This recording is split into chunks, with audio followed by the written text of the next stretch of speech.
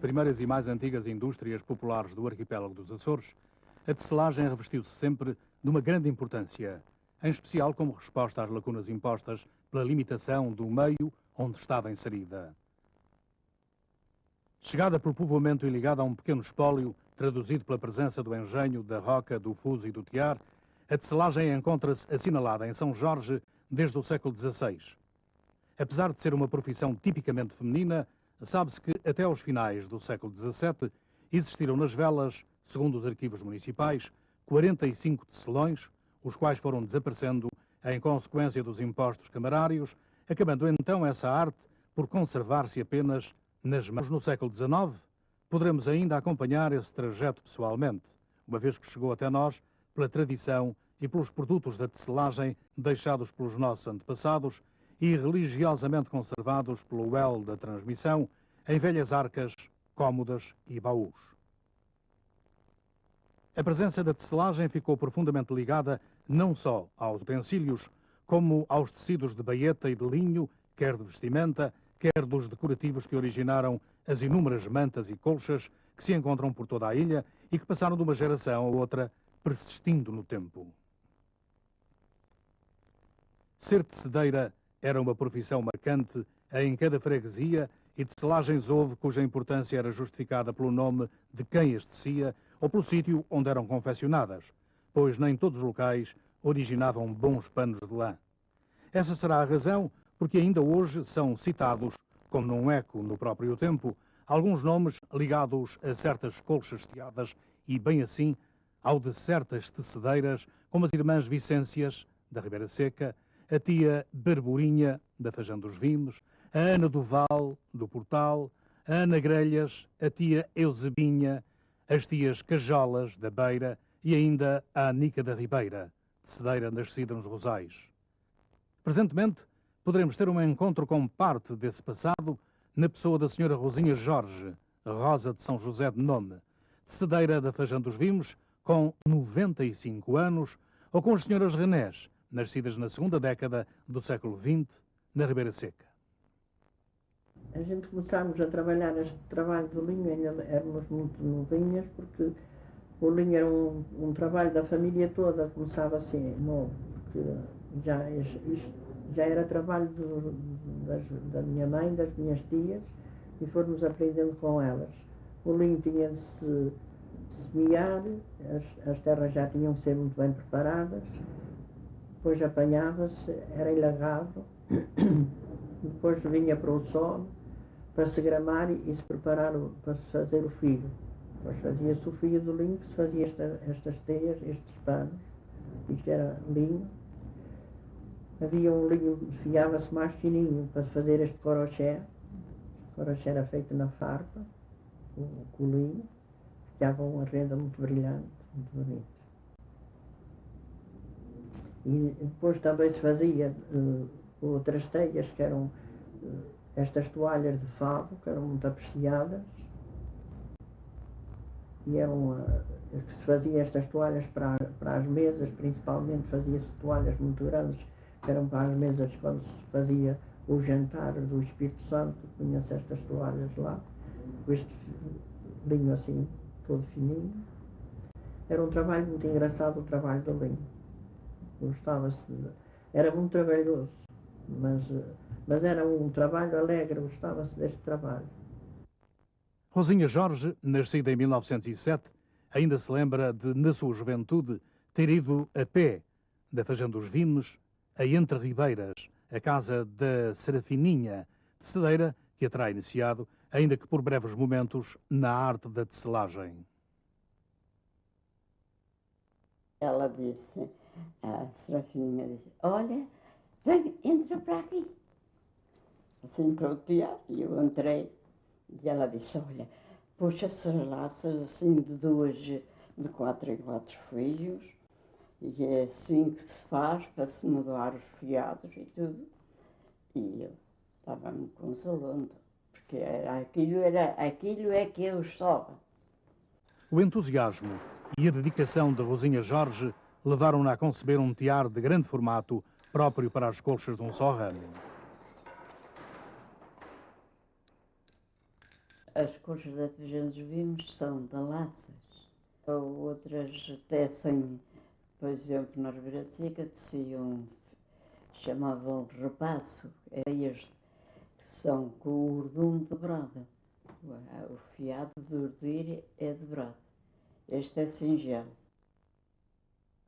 A matriarca Rosinha Jorge ensinou mais de 60 raparigas, quase todas naturais da Fazenda dos Vines, recusando geralmente as que vinham de fora para que a tecelagem se conservasse exclusivamente daquele local ou pertença das dali nascidas. Todavia, a imigração levaria parte delas, mas o nome da sua Fajã, tal como o desejou, ficaria para sempre ligado às belas colchas teadas na ilha de São Jorge. Eu comecei a tecer com 16 anos, aprendi com a senhora Rosa, estive lá a trabalhar quase um ano. Ela ensinou-me a fazer, portanto, as colchas só de um ramo, porque normalmente faziam de vários ramos, que eram uma pessoa sozinha que trabalhava e fazia uma colcha em várias peças, e ela lá fazia as colchas era todas de um ramo. Portanto, ensinou-me a fazer assim as colchas de um ramo, a puxar as laças, mas para se conseguir aprender era muito difícil, porque havia muitas raparigas na altura que estavam interessadas em aprender e era muito difícil ter vaga de entrar para a casa da senhora Rosa para aprender a trabalhar. Muitas artesãs teciam para uso próprio. Outras, porém, as designadas tecedeiras públicas, fabricavam um produto para venda local ou para as ilhas, em especial para a Ilha do Pico e para a Graciosa, esta geralmente no âmbito de troca de cereais. Igualmente, embora em pequenas quantidades, exportavam para Lisboa tecido de lã cinza ou preto em espiguilha, destinado a sobretudos.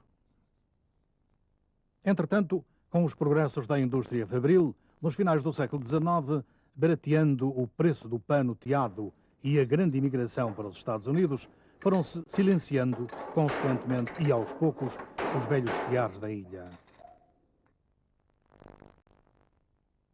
Ser tecedeira, atualmente, é uma raridade profissional, pois os novos costumes e exigências sociais da comunidade já não justificam a sua existência artesanal, a não ser com fins turísticos. Nos anos passados, tal como no povoamento, das sementes lançadas à terra lavrada, obtinha-se o linho e dos ovinos a lã natural. Depois, as mãos hábeis das artesãs, através das peças específicas, faziam a magia de unir os respectivos fios e de criar o tecido que, durante séculos, vestiu a gente da ilha e deu resposta às restantes aplicações de uso doméstico.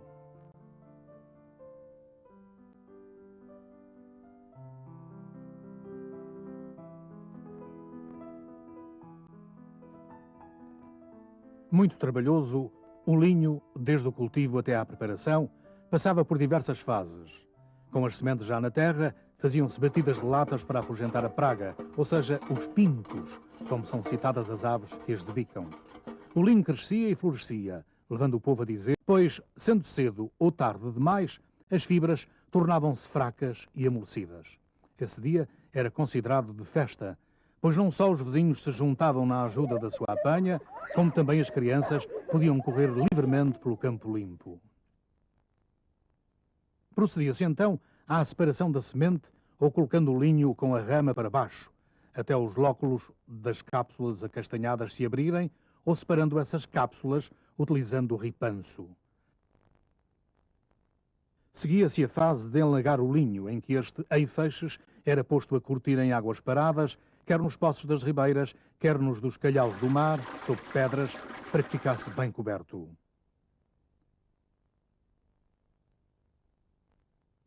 A consequência desta fase era a maceração, em que as folhas caíam e as partes lenhosas apodreciam, exalando um cheiro acre. Após 8 ou 9 dias, era retirado, lavado e colocado de pé sobre o terreno, em molhos, para escorrer. Postos ao sol e secos, eram atados em feixes e levados ao forno após o retirar do pão. Depois procedia-se à massagem. Sobre uma laje, o linho era batido com um maço de madeira para que as fibras se separassem. Posto aos orvalhos sobre o pasto ou beirados, por 3 semanas para clarear, era virado por várias vezes, e então de novo ao forno brando.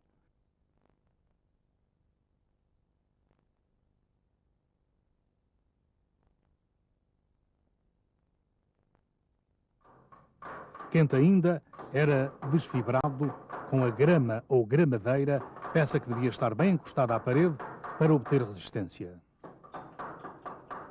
Após ser pisado, era batido com uma tasquinha ou espadela, para que o tasco ou tumento fosse separado do linho fino.